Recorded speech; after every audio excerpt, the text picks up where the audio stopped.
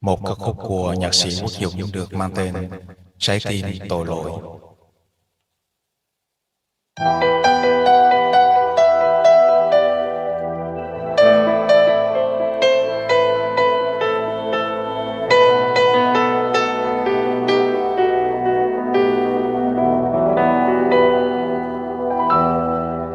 Mộng về những tháng năm xưa, khi ta quen nhau lúc đầu,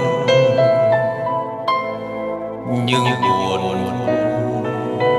qua giấc nào ngờ bao tôi yêu đương nét sâu vào trong đáy hồn, muốn rời xa ôi đã muộn. Dù mình đã quyết tâm sẽ không bao giờ yêu,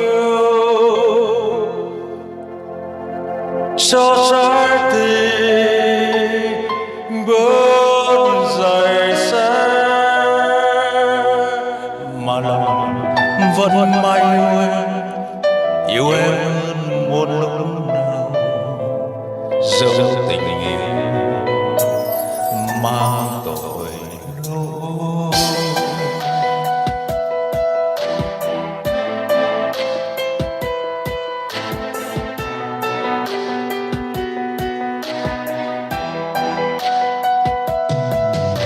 Mộng về những tháng năm xưa, khi ta quen nhau lúc đầu, những buồn qua giấc mơ.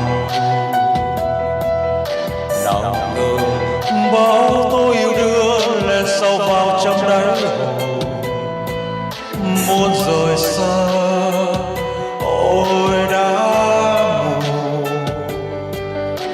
Dù mình đã quyết tâm sẽ không bao giờ yêu,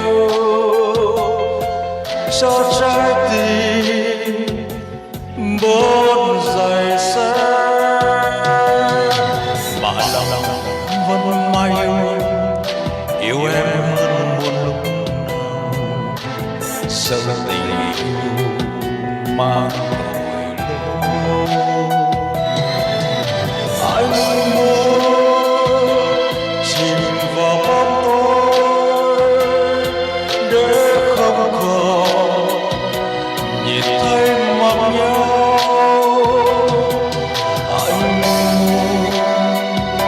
là người muốn chi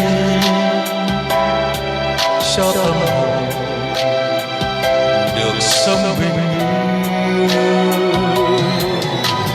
mà tình vẫn mãi không tha số ta gian chẳng cõi buồn với sầu đau giăng đầy.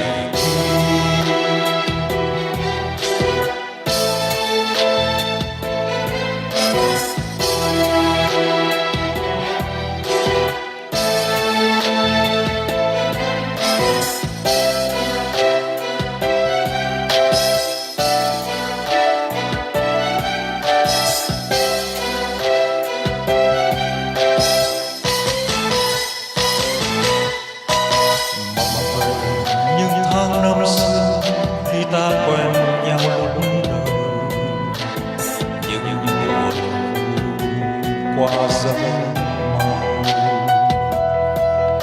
Nào ngờ bao tôi yêu đương lên sâu vào trong đáy hồn, muốn rời xa ôi đã muộn.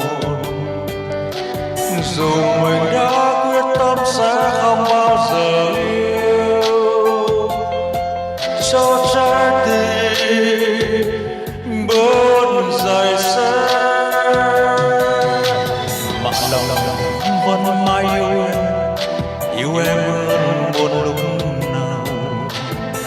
Dẫu tình yêu mang tội lỗi. Anh muốn chìm vào bóng tối để không còn nhìn thấy mặt nhau. Anh muốn là người mất chi cho tâm hồn được sống bình yên, mà tình vẫn mãi không tha số ta giam trong cõi